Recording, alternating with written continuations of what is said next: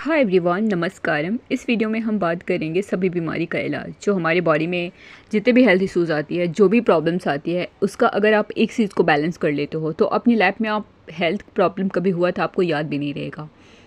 सो सभी प्रॉब्लम का, सभी हेल्थ इश्यूज़ का, बॉडी में जितनी भी प्रॉब्लम्स है उसका एक इलाज है। अगर उसे बैलेंस कर लिया आप तो आप अपनी लाइफ की जर्नी में, और इस जर्नी में बहुत फास्टली बढ़ते हो। आपको हेल्थ की उतनी इश्यूज़ नहीं रह जाती। बॉडी लेवल पे पहले बैलेंस हो जाओगे, माइंड लेवल पे भी बैलेंस हो जाओगे और अपनी जर्नी में फास्टली बढ़ोगे। सो जितनी भी बीमारियां हैं हमारी बॉडी में, वो एक्चुअली हमारी नाड़ी, जो हमारी बॉडी में 72,000 नाड़ियां हैं, और ये नाड़ियों को चलाने वाला 3 नाड़ी है, जो है ईड़ा, पिंगला और सुषुम्ना।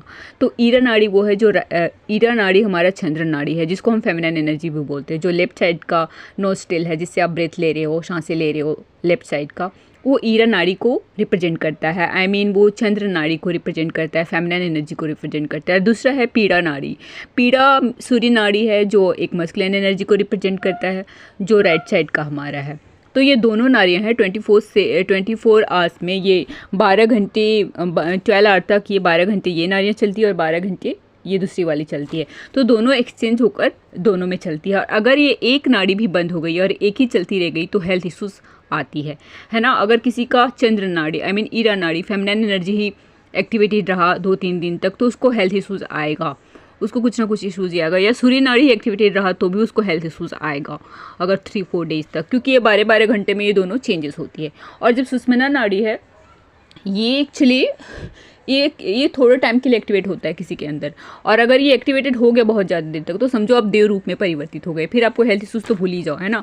होता ही नहीं हो ज़्यादा हेल्थ इश्यूज़, कुछ रहता ही नहीं, क्योंकि आपको बहुत सारी गाइडेंस मिलने लग जाती है। सुषुम्ना नाड़ी में से एक देव एनर्जी में एक्टिवेट हो जाना। तो हमारी जब कुंडलिनी एक्टिवेटेड होती है और जब हम इस स्टेज को क्रॉस कर जाते हैं तो हम सुषुम्ना नाड़ी को हम फील कर पाते हैं अधिकतर टाइम, और जिसमें हम बहुत सारे गाइडेंस और बैलेंस रहते हैं। अपने शरीर लेवल पे बहुत सारी हेल्थ इश्यूज सब चली जाती है, जितनी भी हेल्थ इश्यूज होती है।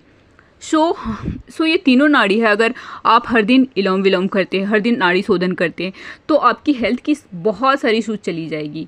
बहुत सारी, आप देखोगे 3-4 मंथ में आपकी बहुत सारी हेल्थ इशूज़ धीरे धीरे करके रिलीज़ हो जाएगी। 1 ईयर 2 ईयर के बाद तो आपको भूल ही जाओगे कि आप कभी डॉक्टर पास गए थे, सो ये है इसका मेन इलाज। जो भी लाइफ में जो भी प्रॉब्लम होती है, वो उसका एक ही, चाहे आप कितनी भी दवाइयाँ खा लो, कुछ भी कर लो, आप बार बार बीमार पड़ोगे जब तक ये नाड़ियाँ आपकी बैलेंस नहीं है।